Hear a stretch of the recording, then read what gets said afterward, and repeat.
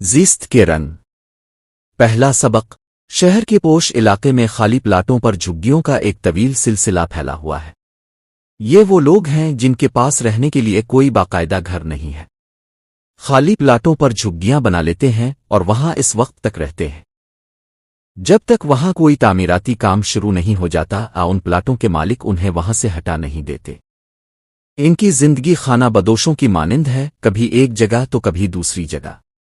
لیکن یہ عجیب اتفاق ہے کہ اس طرح کی جھگیاں زیادہ تر پوش علاقوں میں نظر آتی ہیں۔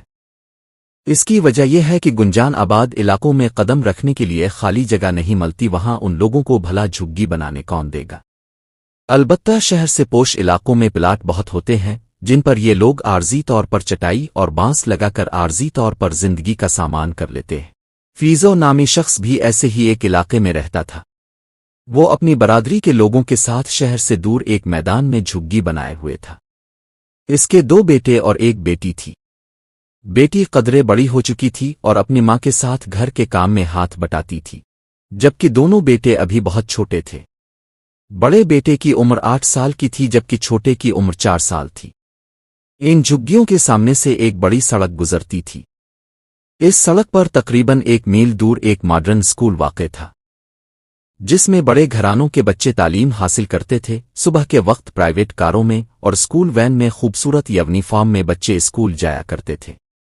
فیضو کا بڑا بیٹا پپو اپنے گھر کے دروازے پر کھڑا ہو کر ان بچوں کو روز دیکھا کرتا تھا اور پھر اپنی باجی سے پوچھتا، باجی یہ سارے بچے روزانہ کہاں جاتے ہیں؟ اس کی باجی جواب دیتی، پپو یہ سارے بچے اسکول جاتے ہیں۔ اسکول میں کیا کرتے ہیں؟ پپو نے پوچھا۔ وہاں پر بچوں کو پڑھنا لکھنا سکھایا جاتا ہے، پڑھ لکھ کر وہ بڑے لوگ بن جاتے ہیں۔ پھر مجھے کوئی اسکول میں کیوں داخل نہیں کرتا؟ میں بھی پڑھ لکھ کر بڑا آدمی بننا چاہتا ہوں۔ بھائی ہم لوگ غریب ہیں، اس لیے ہمارے بستی کے بچے اسکولوں میں داخلہ نہیں لے سکتے۔ اگلے دن پھر پپو دروازے پر کھڑا ہو کر گزرتی ہوئی گاڑیوں میں بیٹھے ہوئے بچوں کو دیکھتا جو رنگ برنگی یونیفارم میں بیٹھے ہوئے تھے۔ پپو کا پھر دل چاہتا کہ وہ بھی ایسے خوبصورت کپڑے پہنے ایسے ہی گاڑیوں میں بیٹھے۔ گاڑیوں سے اس کے والہانہ شوق کو دیکھ کر اس کے ابو اس کے لیے ایک کھلونا کار لے آیا جس سے وہ سارا دن کھیلتا رہتا اور خوش رہتا، لیکن پھر بھی وہ کبھی کبھی فرمائش کر دیتا کہ اسے بڑی کار دلا دی جائے جس میں وہ بیٹھ کر گھما پھرا کریں اور اسکول بھی جایا کرے۔ پپو کے ابو بڑی مشکل سے گھر کے چولہے کو 2 وقت جلائے رکھنے کے لیے جتن کر رہے تھے۔ وہ پپو کی فرمائشوں پر کہاں توجہ دے سکتے تھے، اور پھر پپو جیسے کتنے بچے ان جھگیوں میں جنہیں ان کے والدین بہت کم توجہ دیتے۔